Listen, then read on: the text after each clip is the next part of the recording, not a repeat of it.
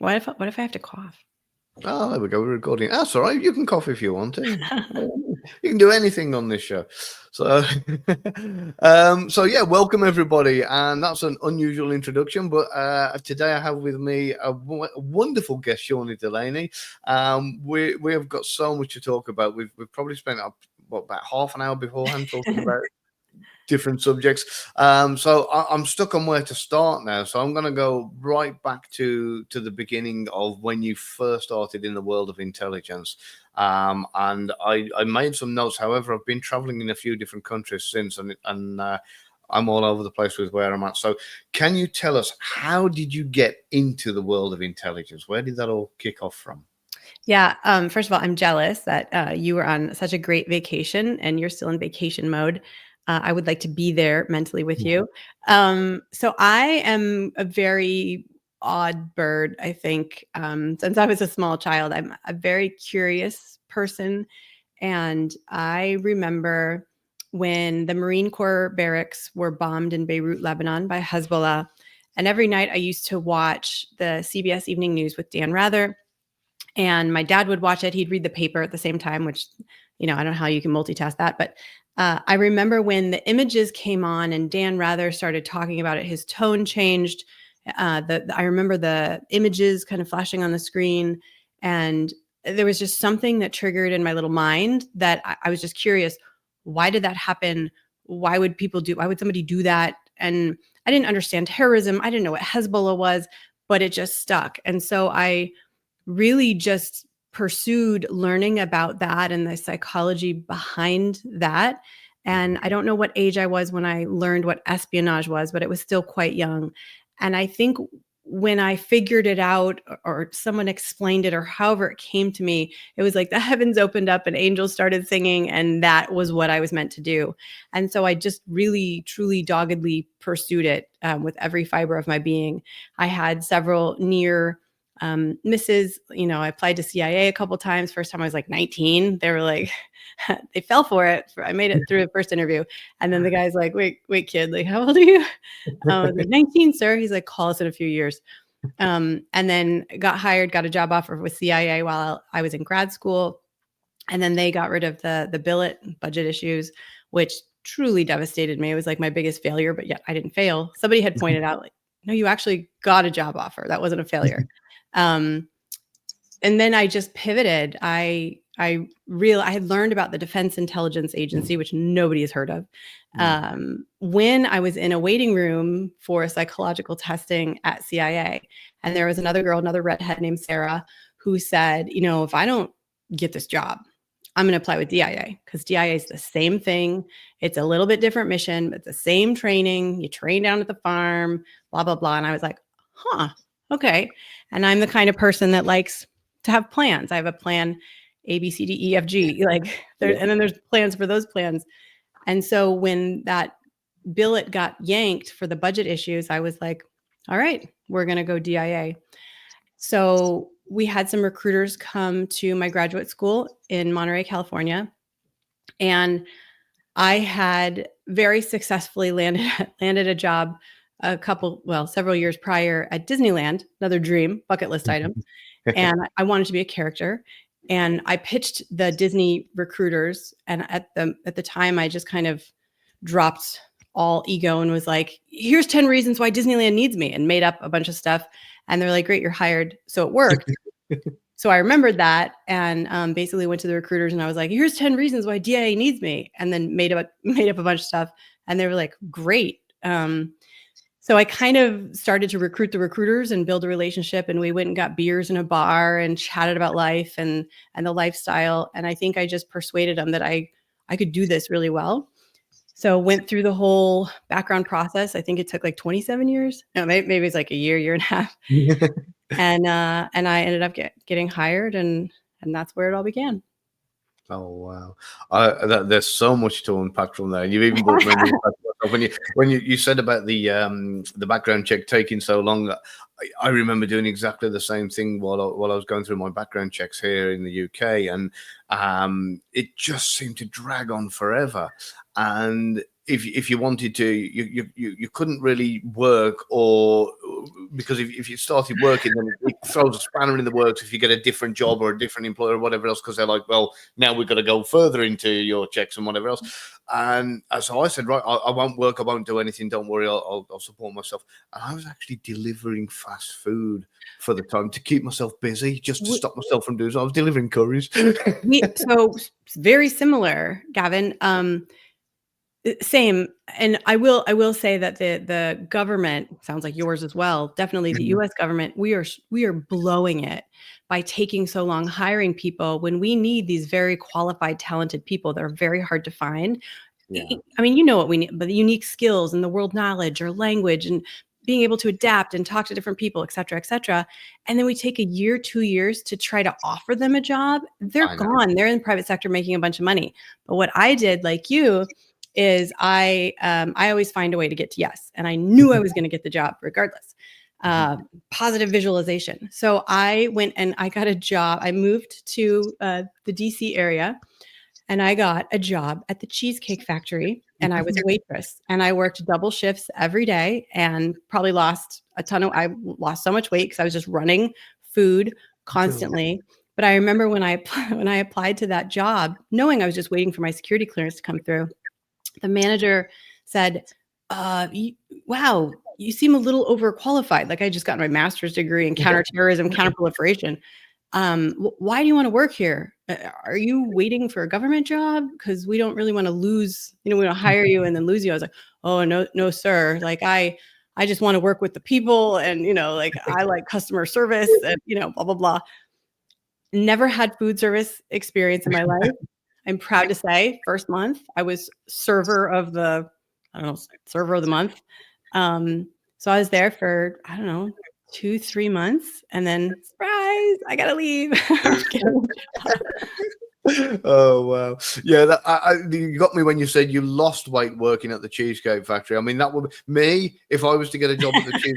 No way would I lose weight working at the Cheesecake. But that being said, I'd probably be sacked within a couple of days as well. So you'd be surprised. You don't have time to eat anything. It's a lot. Cheesecake is my kryptonite. As you can probably tell. So that's why I keep the camera up here. I do have to say, like, maybe I'm a little cheesecake picky. I make the world's best chocolate cheesecake. Like really? Hands down. And so any other cheesecake, I'm like, that's all right. So I'm paying business class tickets to England. You're going to have to come over. Come on over. Right. No, you come here. I'm going to make you here. I will. Yeah, we'll have a chat about that a little bit later. But yeah, I'm going to renew my visa. So that was how you got into it through DIA though. And for those in the audience, especially if there's anybody in the UK who don't know the difference, can we explain what the difference is between the DIA and the CIA for anybody who's unaware? Yeah. So I believe your kind of counterpart would be the defense human. So we work under the Department of Defense and our mission is to protect the warfighter. Now, I did 4 war zone tours to Iraq and Afghanistan, 2 each. So that's a good example of protecting the warfighter. Initially, our mission was, where are the IEDs, where are the weapons caches? How can I make sure that the locals and that the military forces, and regardless of where they're from, how can we keep them alive to accomplish the mission? And then later on, the requirements, the intelligence requirements shifted a bit from like purely tactical into strategic, political and foreign policy and who is this, lead government official? How are they thinking? Who's going to vote this way? There's always the underlying, like always a big counterintelligence and counterterrorism angle to everything, as you can imagine. But it was fun, and we were forced to be scrappy, really, for lack of better words, because everyone knows CIA, and for good reason. They're like the mothership, as we call them. But they had resources and they had money that we didn't have. And so while at the time it was very frustrating, now I look back and I realize like it really forced me to be gritty and to think outside the box above and beyond. If we don't have working radios or phones or vehicles, how can I run clandestine operations? And I did, and found those workarounds. So overall, difficult, very challenging, but really incredibly rewarding. I miss it every day. Yeah, I can fully relate to that. Having spent most of my career, more of it as a contractor than I actually have working for the MOD directly. You know, there are certain people, I'm not going to say any names, but they can say, yes, I want a new Humvee armor plated because I don't like the color of this one. And you go, yeah, okay. They get what they want. Me, I get to go and see what I got. You know, the vehicle, like what you were expecting, windows. So yeah, it's very, very different. If I had to go into certain hostile environments and that kind of thing, we had to use civilian stuff, and if we wanted armor plating, we'd be stripping the old conveyor belts from an airport conveyor, to kind of screw to the side, and that was as good as it got. So yeah, as for accomplishing more with less, I think both of us are on the same page there, definitely. But it does. It spills over, and I remember when I went to work for a close protection company in Kent, training their guys. And one of the first things I did, because you'll probably know Moscow rules better than I do. Number two, technology will always let you down. And we used to say, right, you'll start your training, you'll do it without radios. Yes. Because if you're taught to use the radio communication equipment first, and then you don't have them, then you'll find it infinitely harder than doing it the other way around. It's so true. In fact, everyone knows about Murphy. Murphy is out there. Murphy followed, like, we're besties by now. Yeah. But I mean, I can't tell you how many times we had, just local cell phones, like little Nokia cell phones. You think they have good cell service there? Because they don't. And then add in all the military equipment that's jamming signals, and you're like, okay, great. And then sometimes we had, think about, like, I don't know the proper term, but like a trucker radio, like a CB radio. Oh, yeah. We have like those handheld radios in our vehicles, and those were out all the time or couldn't relay back to our little base. And you had to work around it. And there were times, like talking about vehicles, we had vehicles that were, let's just say CIA and Mercedes G-Wagons. They were tight. We had like repurposed local national trucks that maybe were taken in a raid. And there was one at one point we were driving, and there were two people in the front, I was in the back, and it was the loudest noise and the biggest, like, boom. And we thought we hit an IED. The car just stopped, and everyone's kind of like, are you okay? Are you okay? You okay? You good? And we realized we had to get out. We realized that literally the whole front axle fell out of the car. Like, on a mission. Oh, wow. Yeah. Sorry, I was going to say, if no one's ever heard of it, I lovingly refer to DIA as the Discount Intelligence Agency. I like that one. I'm just trying to think of that whole situation, and not the same situation, but I've been in similar kind of things where, I mean, with you, literally the bottom fell out your plan. So you have to dynamically assess, think on the fly, and get off the X and keep everything going. So I mean, what an ultimate challenge for the situation you were in. Yeah. Oh wow, I'm kind of, how many of you were there in the vehicle? And was it one vehicle or a convoy? It was one vehicle, and there were just three of us. Oh wow. I have pictures where everyone's just kind of standing around like, huh. Okay. Yeah, we kind of need them there. And the radios weren't working, just FYI. Oh, wonderful. I'm not going to ask how you got out of it, because that might spoil it. You can put it in a fiction book one day. So now we're going to fast forward to what you're currently doing in cybersecurity, and I've recently read bits of your upcoming book, and that is something that I can't wait for it to get out there, because it's going to help so many people. Thank you. It's going to make a big difference, especially in the corporate world. So if there are any CEOs that are listening or get a hold of this, you must buy this book. It might just save you. But yeah, can you tell us how the transition happened from protecting the fighting forces to then going back to the United States and saying, right, I now need to protect corporations? Yeah, well, I will say, I ended up leaving DIA because the toxic work environment was very, very challenging. I would be home maybe one day a month. It was hard to make doctor's appointments because I didn't know where in the world I would be. And it got to be a lot. And I'm doing it alone. Espionage is, it's a very lonely sport, if you will. So I was recruited by Merck, the pharmaceutical company, and they were standing up an intellectual property and trade secret protection program, insider threat program, basically. And it was then that I realized that I used to be the threat actor. The people, so I trained tens and tens of thousands of people there. And I realized that everything I was training them on is the same stuff I used to do to get, to recruit the vulnerable insider and to steal secrets from organizations so that I could relay it to our policymakers. And so I when I had that epiphany, I pivoted and I got a second master's in cybersecurity, because how are you going to know what you're talking about if you don't know what you're talking about? And then just kind of pursued that angle in putting together, again, from the threat actor side, how could I help people and organizations protect themselves from people like me? And so that's how I got into cybersecurity.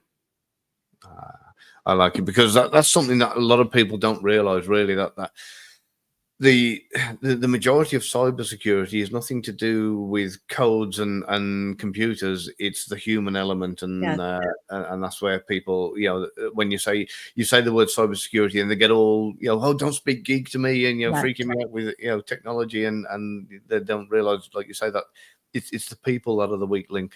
Yeah, it is so fascinating to me. I am not a numbers person. I'm a right brain kind of person, and like, truly. And so just getting into it was very intimidating for me. I did get straight A's, I have to say. Right. But just like you're saying, people don't recognize, even CISOs, even CEOs, even boards, they don't recognize cybersecurity is a very large umbrella. And if people are interested in a challenge, get into that, because you have, as Don Freese says, it's the skin behind the keyboard, both from the threat actor side, but from the victim side as well. So human behavior touches everything in cybersecurity, and it's fascinating. Every case is different. Every threat actor is different. You have to understand motivations and vulnerabilities, same as espionage. So I can apply those tools to these cases nowadays, and I can help families and individuals and businesses build in these resources and these mitigations to lower the threat of human risk to their organizations. And I love it. Yeah, it's brilliant. And that's so, I mean, even going back to when I used to do like physical penetration testing, not the online stuff, but the actual physical penetration testing. And I'd got all this training in like covert method of entry, picking locks and bypassing alarms and cameras and everything else. And I hardly used any of it. The truth of the matter is, the majority of the time when I was getting into somewhere, it's usually someone holding the door open for me, or, you got a box of donuts. Yeah, exactly. Yep. There's a million different ways of doing it. One of the best ever was a company here in the UK. They were absolutely like so anal about security and people getting access to the building. They had a system where they set up an OTP each and every day for every single employee that was texted to them every morning. That was their first thing to get them in through the doors and whatever else.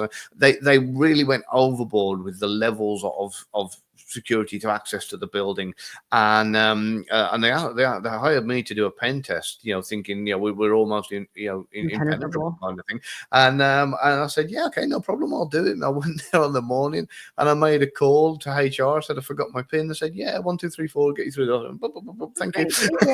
Yeah. That was it. Nobody checking who I was, nobody checking if my story was true, nobody, they just they probably assumed that because I rang up HR and said I've lost my PIN, that they could just issue me another one and let me in.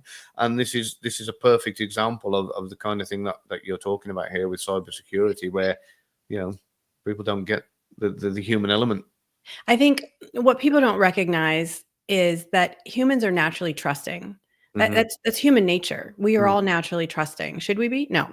But if threat actors or penetration testers can leverage those natural human traits, trust and empathy and all of these things, you can manipulate people into doing what you want them to do, and they don't realize that they're doing it. So organizations, they always say, and I know we've chatted about this before, it doesn't matter how large or how small your organization is. Your group, your company can be 22 people and you're all like family. That does not mean you will not suffer an insider threat. And there's a difference too between insider risk and insider threat that people don't recognize. Insider risk is essentially left of boom, before the bad thing happens. We are all walking risks because we're human. We make mistakes. We click on phishing links. We print something out and stick it in the seat back pocket in an airplane and forget it. We have vulnerabilities. We have challenges. We have stressors, a lot of stressors. And so those are things that can put us at rock bottom. And when we hit that rock bottom and someone coerces us or recruits us or manipulates us, or we just get fed up and conduct sabotage on our own, that's when it's insider threat. That's the insider threat. And there are 3 categories of that insider threat. There's the unintentional or negligent. I don't know the policies. I'm just trying to do my job, right? Or, oops, I fell for that phishing link. There's compromised insiders. Those are the people who fall for the social engineering and their credentials get compromised. And then the malicious. And the malicious, luckily, is that smallest category. But if you're not teaching your people how to recognize red flags, how to recognize someone's change in pattern of behavior, right? They're not going to report when Bob starts acting weird. They're just going to write it off. Again, human nature, or it's not my business, or no one wants to be a narc.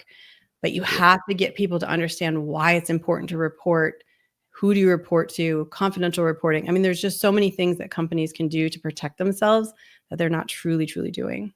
Yeah, and I will kind of contribute to that with what I call the 5 to 5 on Friday epidemic that is going on around the world. And that is not my problem. It's 5 to 5 on Friday. I want my weekend. So people are, and I see it time and time again. You know, so and so on the next shift. They never do it for us, so why should we do it for them? A lot of this. Yeah, exactly. And this kind of thing is where you end up with problems, because if different shifts or different people are blaming the others, and everybody's got this not my problem attitude. That's when your insider risk is growing exponentially, and of course, you know this better than I do, better than anybody on the planet. I think one of the world's leading experts, according to Google. So when it comes to this kind of thing, I think it was it Richard Branson who said, forget the customer is always right. Look after your customer. Look after your staff. Their priority. If you look after your staff will look after it. It'll trickle down and they'll look after the customer. But yeah, the staff are the most important aspect of the business. Yeah. And if I can, that's a whole nother layer that organizations are not looking at. People think, look after my staff. I do. I pay them. I give them benefits, right? They get days off. But there's something called employee lifecycle management. So think about all the touch points throughout someone's life cycle with you, from even just advertising a job. Are you advertising that honestly? Do you have the pay in there? Do you say, can they have a cell phone at work? Because if they can't, put it in the job advertisement. Because if you don't, they're going to get hired and then they're going to be disgruntled right away. And that's going to snowball because they're like, wait, you never said I couldn't do this, right? Yeah. So from advertising to just interviewing, people can look great on paper. They can interview, they can do all the research on ChatGPT, give you all the answers you want to hear. But do you have people that are actually trying to figure out if they're a good cultural fit? Are you asking culture fit questions that they can't just learn from ChatGPT or make up on the fly? If you're hiring someone that looks great on paper and interviews well, but they're not a good cultural fit, again, you've already got someone who's going to start snowballing into a disgruntled insider.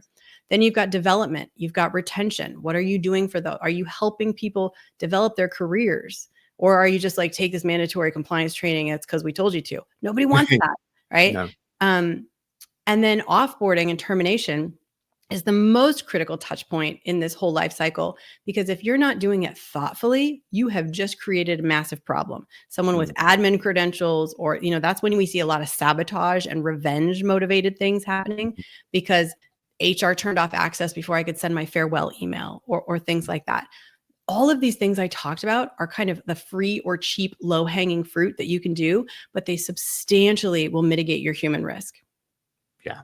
I mean, there's so much from that companies need to take into account with their staff. And I can't stress enough that a pizza night isn't going to cut it. It's like you say, the whole lifestyle and lifespan, and especially around the advertising. I know even with family members, close family members that have Yeah. applied for jobs, and then they've left 2 or 3 months later.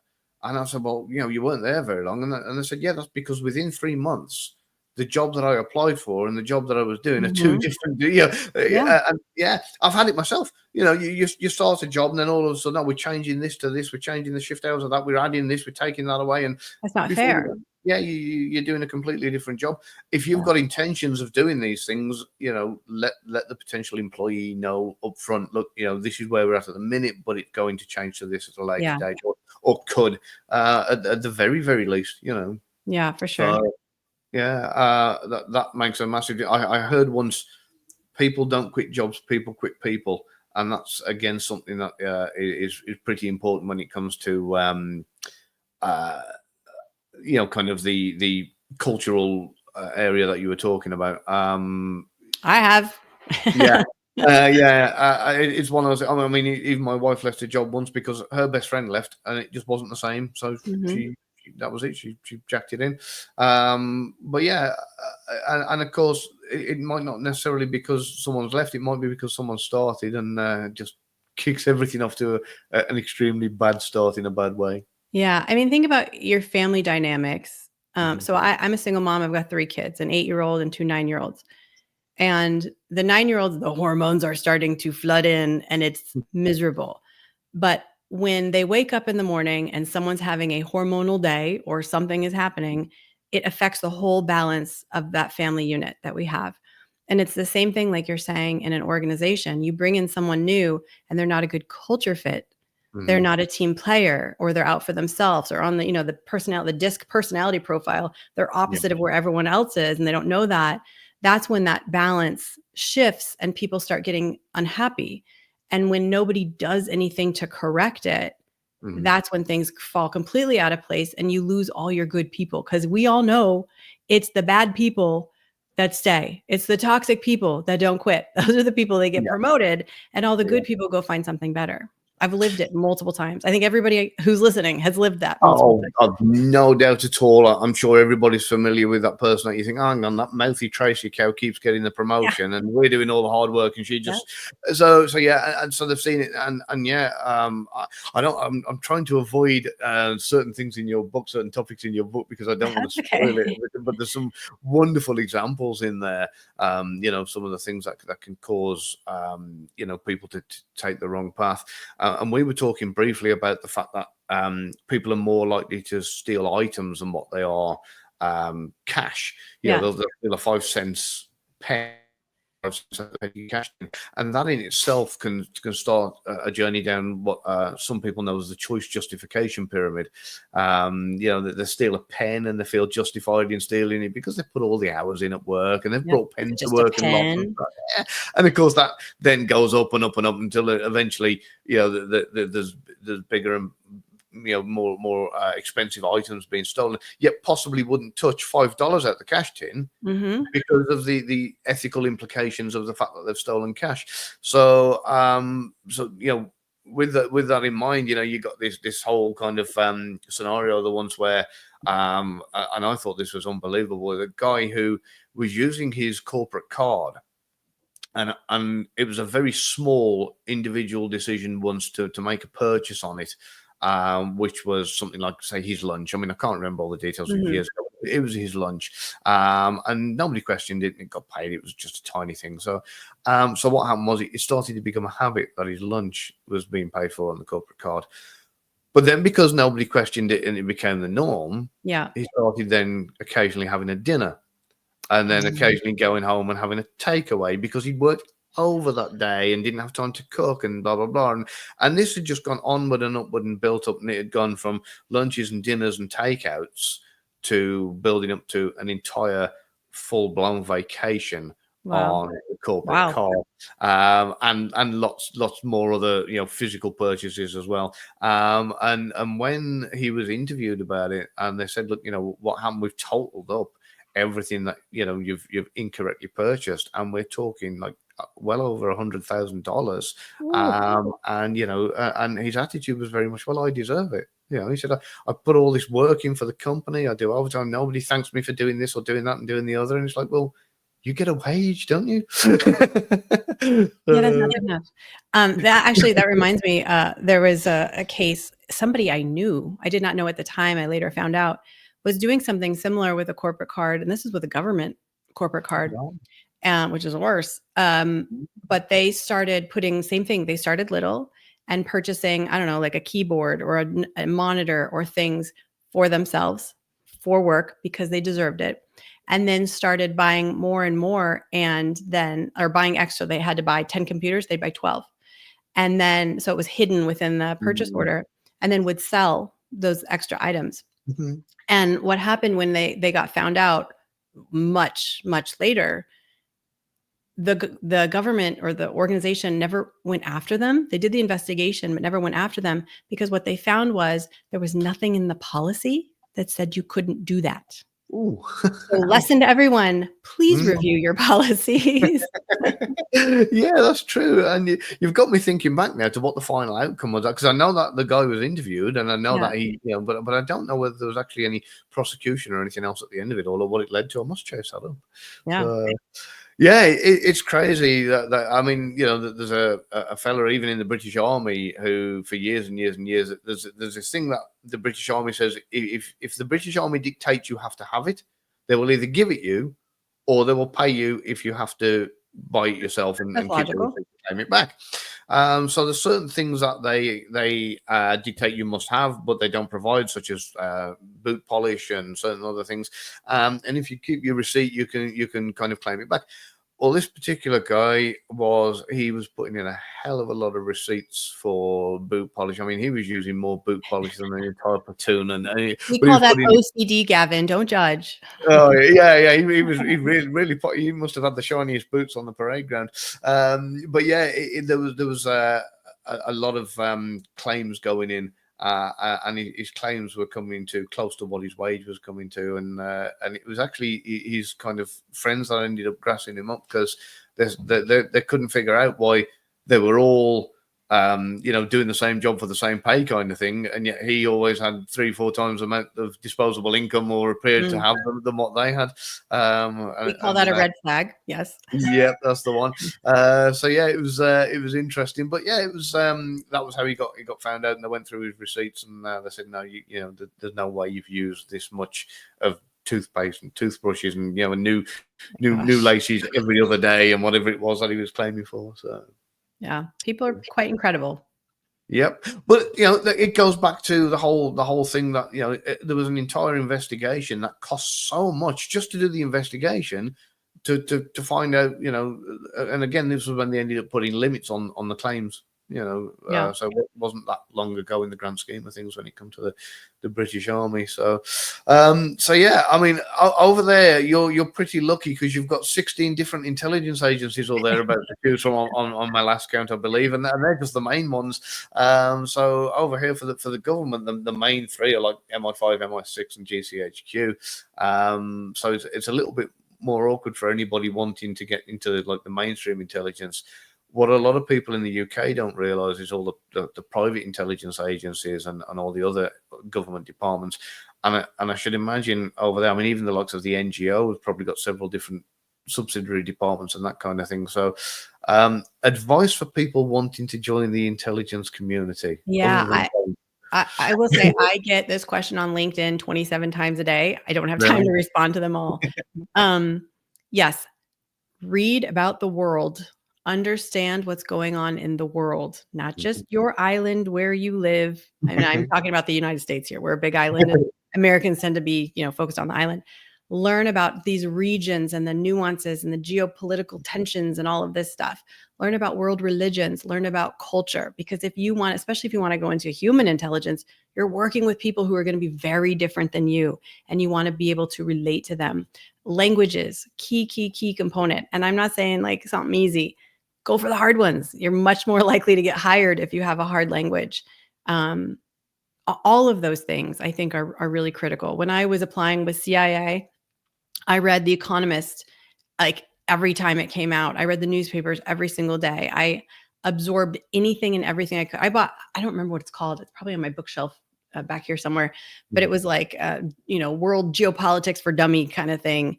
Oh, yeah. Just trying to learn the history of every continent and region. And I wanted to be as smart as I could. And we always say we case officers were, like a jack of all trades, master of none. Because again, the people that we're recruiting and developing, they're doing all kinds of different things, and you have to be able to talk to them and understand and relate. But I'm never going to be a nuclear physicist. I just need to understand what the heck you're talking about so I can write it in my report. So being able to do that and have those people skills is really, really critical. Yeah, I like that because I love that example of nuclear physicists, and in the sense of you don't need to know about the topic. All you need to know is enough to be able to, even if you have to make yourself look stupid, to make them look smarter and inflate their ego. That helps. It's brilliant. Yeah, that helps. And I think people don't realize, like, I'm not coming up with all the questions every time. Like, there is a whole team of analysts back. So they know I'm going to meet with somebody and I say, this is their expertise. If I've met them or not, we can shape it, but I can shape the agenda with their help. Okay, here are intelligence requirements, these 10 things. Ask them about this. We know they touch this technology. Ask them this. So I've got a team of support helping me come up with those questions. I just need to be able to ask them properly, relate to him or her, and then, write down those answers where it makes sense to the analysts. Yeah, and that's where elicitation skills are going to be at their finest. There, the different techniques, and I don't. Did you want to touch on elicitation a little bit? Or? Yeah, happy to. I mean, elicitate is my favorite. Oh, let's go for it then. I just love everything from, like, feigned ignorance to bracketing and that kind of thing. And I mean, we touched on feigned ignorance there a little bit with the whole kind of making yourself look stupid for them to correct the record. But yeah, can you give us some examples of some of the things you might have done or some of your favorite techniques? And oh gosh, yeah, my favorite techniques, I would say, ego up. I mean, flattery works for everyone. Flattery works for me. Absolutely. But ego up is a little bit different than flattery, as you know. Ego is complimenting someone's ego, their smarts, and their importance. And, we talked about nuclear physicists. There was a series of courses that my dear friend, and Jim Lawler, Mad Dog, he put together, and he used to train intelligence officers in these things. We called them the scientist recruitment courses. Now, these courses focus on different types of brains, different types of people. Mathematicians, I hate math. I'm going to just straight up say it. And so for me to go to a class and learning how to target mathematicians was like nails on a chalkboard. But I learned some really cool things to, do prime numbers go on for all eternity? Like, these questions, like, I don't care, but I'm going to ask somebody that. I'm going to compliment their ego because they're so smart that they can answer that. And they're going to it opens up this world. But targeting these different types of brains, we learned, like, flattery and ego up work really well because they know they're smart and they want you to know they're smart, and they're super proud of the awesome work that they're doing. And so you ask the right couple elicitation type questions and the world is your oyster. People love talking about themselves anyway. So those are good ones. Feigning ignorance, of course. Again, I played dumb really well. What else? Like give to get probably is my most favorite. If you can't tell, like, I'm pretty much an open book for someone who used to be very, very private. Used to be the gray man. I am happy to share, and this worked everywhere. Sharing bits of my life, and I didn't lie about myself or my life or my hopes and my dreams, because you can't keep all those lies straight when you're running 12 different assets. Who did I say I had kids and who did I say I didn't have kids? You don't lie about that kind of thing. Exactly, but like at the time I didn't have children. I wanted children. And so when someone had 12 kids, I would always, we would talk about the kids and I'd spend time with the kids and say, one day I really want to have 12 kids too. And whether I wanted 12 or not, I could relate to them and they could relate to me. And so that give to get and that vulnerability was key. And then lastly, I'll say empathy. Just using empathy as an elicitation technique was really, really powerful for me. I don't know. What about you? Yeah, I mean, I love the empathy thing and the give to get thing, and occasionally it kind of plays onto the ego up a little bit, where I will. If you've got an expert and he's a titan, and there's another expert who's also a titan, and they're on about the same level, but you Yeah. know they hate each other, it's fantastic to turn around and say, "What do you think about such and such then?" Because so and so thinks you know that it should be done this way, and you watch them open up with, "No, they're an idiot. They don't know what they're talking." And the amount of information you can get out of them by Oh, yeah. playing them off to that kind of opponent, as it were, is just unbelievable. So It's like false statements too, yeah. if you can craft a false statement, humans will naturally correct a false statement, even if they know subconsciously that you're a stranger and I shouldn't be telling you this. So when Yeah. you're like, didn't you say you made $200,000 last year? They're like, no, no, no, I made 300. In their head, they're like, wait, why did I just say I'm that? just giving information out Yeah. there. Yeah. Oh yeah, I love it. And again, I suppose bracketing is again one of my favorites, where you whether it's miles per hour, whether it's an annual income, whatever it is, or you can use a figure, or use the two figures, Right. an upper and a lower, and they'll go, oh no, it's much more than that, or which is pretty much the same thing, but or they might confirm that it's within that bracket, which helps you then narrow it down even more. So yeah, Yeah. I love elicitation, and then see, I think you guys call it the hourglass or something like that, where you got the primacy and recency, and then the bit in the middle is where you do the elicitation, and we used to call that the interim. So, and the reason it was called the interim was because this is really going to show my age now. When you used to go to watch a movie and it was the old reel on a projector, the full movie wouldn't fit on one reel.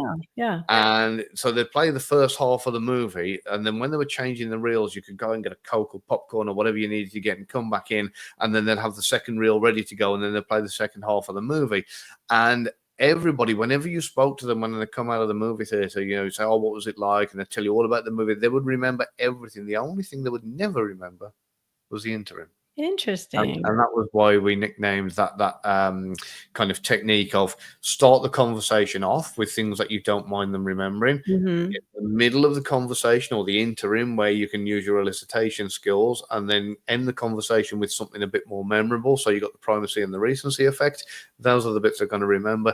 And obviously using provocative statements more so than questions, because people are naturally guarded around questions, Yes. allows you to kind of not raise any suspicions or red flags, and so therefore they had no reason to report it. So so yeah, that was it's funny how it's the same thing, different terminology across the pond, but the same kind of theory. I like that analogy though. Yeah, it's my, like I say, shows my age though, unfortunately. So. I think we're like the same age. Yeah, give or take, I think so. So yeah, and like, so a lot of people don't realize, or maybe that, I don't know whether it's still the situation, because you trained on the farm, didn't you? I did. So now I believe DIA always trains on the farm alongside CIA. Is that the case, or was that the case? Has that changed, or do you know, or what's the I do not believe it has changed, but I haven't been there in a while. We train together. So the instructors and the students are just a mishmash of everybody together. No, okay, no worries. I wasn't sure whether that was like kind of a short-term thing, or whether they now had a different training facility or whatever else. And they've got really touchy over almost everything that goes on the farm when it comes to secrecy, haven't they? With like kind of, you can't reveal this, and you can't talk about that, and you can't talk about the other. So so we won't go into it too much today. It's public knowledge now. Because no, I'm gonna avoid it. I'm gonna leave it just in case. So, all right, I tell you what, we will go on to something really, really serious though, because it's a matter of huge importance to me, because I have never been to DIA headquarters. So maybe you can tell us, maybe you can't. But do you guys have a gift shop too? Yeah, in fact, one of my favorite Christmas ornaments is from the DIA gift shop, and it's got a little reindeer, and he's looking at you through binoculars, and it says something like DIA, like Santa's always watching you, or how Santa knows how you're good, or something like that. I am a gift shop junkie. I will go to museums just to go to the gift shop. So yes, DIA has a very good gift shop. So does the Pentagon. Pentagon has a really good gift shop too.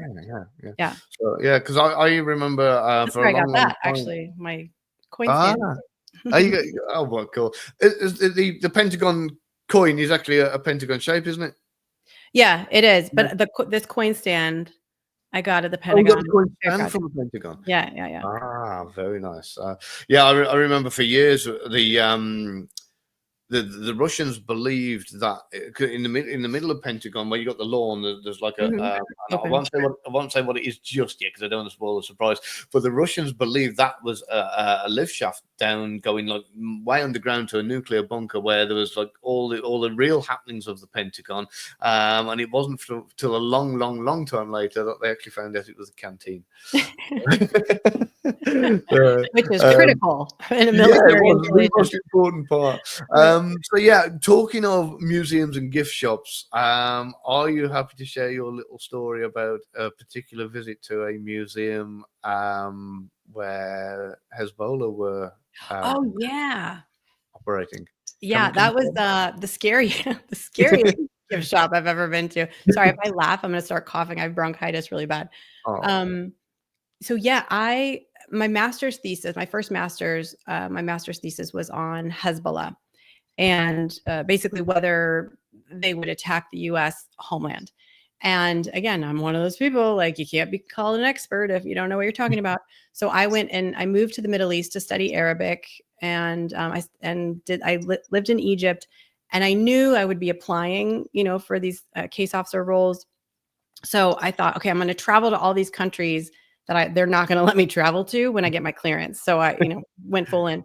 So I went to like the tri-border area in Latin America because Hezbollah has a huge presence there, and chatted with people there. I was invited to Lebanon to hang out with a Hezbollah family. I politely declined. And then when I was in Egypt, we traveled to Lebanon, Syria, and Jordan. And it was me and another, again, redheaded female. I tracked them. And so we went into Lebanon, and we were taking just this horrible, tiny little bus, with like chickens and stuff with you. And the bus broke down. And we were in a place called Zahle, there's like wineries, and it's gorgeous. Lebanon is a gorgeous country. It's one of my favorite countries in the world. So we had to hitchhike to our next stop, which was Baalbek, these incredible ruins. And so lo and behold, the only car to stop for us was a bullet-ridden white Mercedes. And there were 3 Hezbollah group members in the car. And so my friend sat in the back and made me sit next to the really grumpy guy in the middle.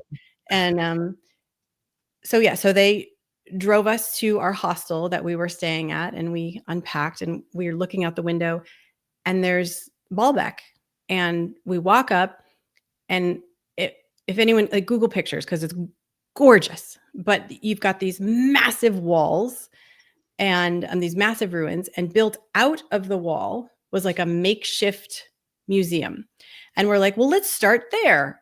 Now, our first red flag, our first indication, and I have pictures of this too, it was a dummy, like a really poorly made dummy of like an Israeli soldier or of a Hezbollah soldier standing on the Star of David, like he's standing on it. And we're like, that's abnormal. But we walk in. So we walk in, and it's long. There's 3 rooms, and they're long. And we walk in the first one, and on the left were tables, like just pop-up tables with like Hezbollah flags and Hezbollah t-shirts and Hezbollah pins. And I was like, oh, I should get, like, my first instinct, again, gift shop.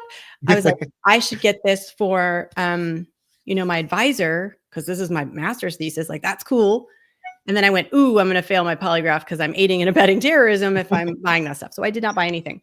And then on the right was a room with like really poorly printed out pictures of, like, it was like Israeli atrocities, U.S. atrocities, and like blowing things up. And I was like, that's awkward. And there were 2 men sitting in folding chairs kind of in the hallway that leads to the next room. And we were like, oh gosh. And as soon as it like kind of hit me first before my friend, but I realized we were in a Hezbollah museum at these ruins. And I turned to her and I said, we're from Canada, eh? And she's like, okay, yeah. And I was like, we need to go. We're going to look. They're not going to hurt us. We need to be respectful, but just shut up. So one of the guys stood up and kind of like crossed his arms, and she spoke Arabic way better than I did. So chatted. They let us into the next room. The next room, if you remember from like when you were a kid and you had to get like a shoebox and make like a diorama of stuff, it was a giant diorama. Again, very poorly done. No offense to whoever did it. But it was like, an arm holding an AK-47 that was like up to the ceiling and like a big cardboard tank. And we're like, cool. And then we walked in the last room, and I have a picture of this too. The last room was just like all the blood in my body, I think, left when I realized what it was. But it was, again, a long room.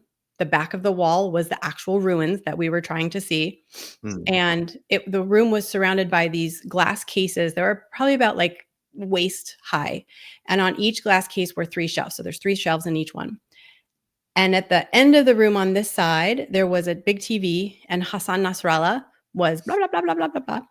And as the guy followed us, and this is pre-digital camera. So I had like the old fashioned camera, like hanging around my neck, and I had it on silent mode. And so I took a couple pictures of the room, and then realized as I looked that on each shelf were the remains of suicide bombers. And it was like mangled glasses, mangled wedding rings, photos of the martyrs who had killed Israelis and stuff like that. And it was the strangest, just most chilling experience I can possibly describe. And to have the man, sorry, my nose is dripping, to have the man like standing behind us, we were like, okay, shukran, thanks, maslama, like have a nice day. And then we like bugged out of there. And the whole rest of the days we're exploring these ruins. It was just this really surreal, here you've got this incredible history, and right up on it is also history, but just really violent, really difficult to digest history. I bet that was a moment that stayed with you for quite some time. Let's just say anyone who is traveling around the world, just check where you're going to go before you wander in.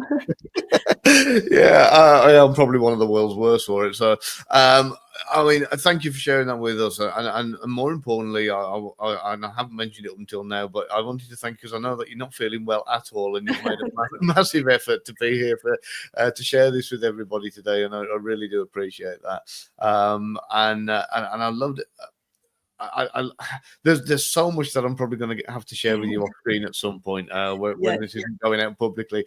But I love the stories. With regards to what you're doing now, where can people find you? Yes. So 6 years ago, actually this month, 6 years ago, I stood up my company Viance Group, which focuses on human risk and everything we've talked about. So Viance Group, VAILLANCE group.com is our website. I am very active on LinkedIn. I share stories nearly every day, trying to help educate people in how pervasive insider threat and human risk management is. I can literally tie anything, I think, to human risk. And reach out on LinkedIn. I'm happy to chat. Fantastic. Thank you. And what I'll do, if it's all right with you, I'll stick a link down below in the show notes for people to be able to go straight to your account. Yeah, perfect. Questions to contact you, and look out for the book, which is currently in the last stages of review, right? Yep, we've got it in the publication review board at DIA right now, which will be fun. And just battling with myself over title. So it should be released shortly, as soon as I can just really pick a title and go with it. Fantastic. Are you happy to come back on and share it and to talk a bit more about it when we do it? Yeah, brilliant. I would love to. Thank you. And I really appreciate you having me. It was really fun. No problem. It's always enjoyable talking to you. Likewise.